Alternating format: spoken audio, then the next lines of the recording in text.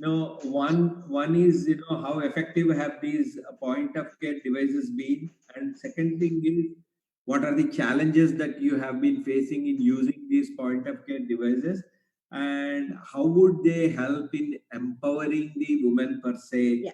so that and especially while integrating the testing device and the digital technology. Over to you.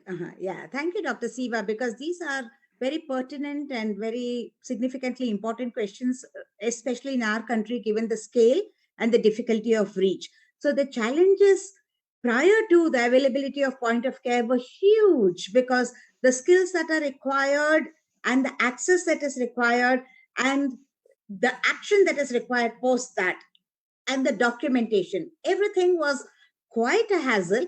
And I must say that we were constantly in the quest of point of care, but which is doable. See, now every airport you'll see that pregnancy test, which is a big advertisement there, and almost every woman, how can it help women is what you ask.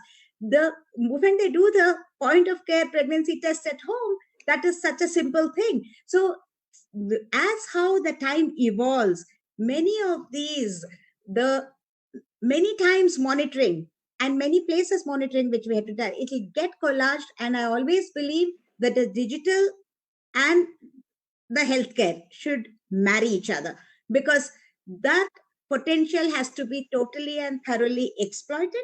As on today, many people will say, oh, the digital is not accessible to many. But I must say that the COVID pandemic has given a boost to this. So those who could not convert their mind into that are now compelled to convert, and they are already experiencing the richness of the reach with this. Having said that, the three different things, the Asian Research and Training Institute for skill transfer has been so easy with the point of care, because it requires minimal skills, because the equipment and the technology does most of it.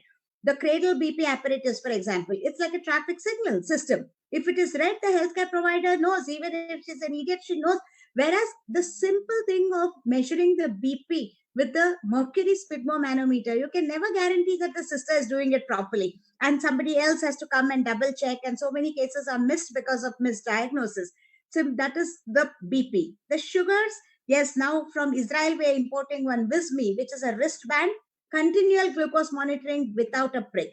Even the digital hemoglobinometer, which Archana Mishra mentioned, even the permission for a prick, even in the school children or camp situation or the asepsis, nothing need be there.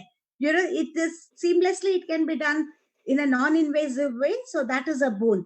And as the time goes by, the digital wearable technologies, where the patient or the women herself, the girls and the women herself automatically can give us back the digital messages, on which we can revert back to them on the chat option or the video call, or any which way that we can reach to them.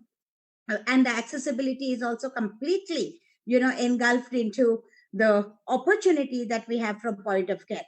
But the validation and the appropriateness of the use of this, not so greatly challenging, but it needs to be done, because we can't all the time have false alarms create a panic in the public. So that one caution, if we take better and better devices, more and more opportunities that the technology can move the healthcare forward, and in keeping with the SDG goals of universal healthcare, I think both for advocacy, that is the talking, both for teaching and training, and also for testing, all encompassing, I still think that one of the best ways forward to amplify our efforts will be the digital technology and point of care.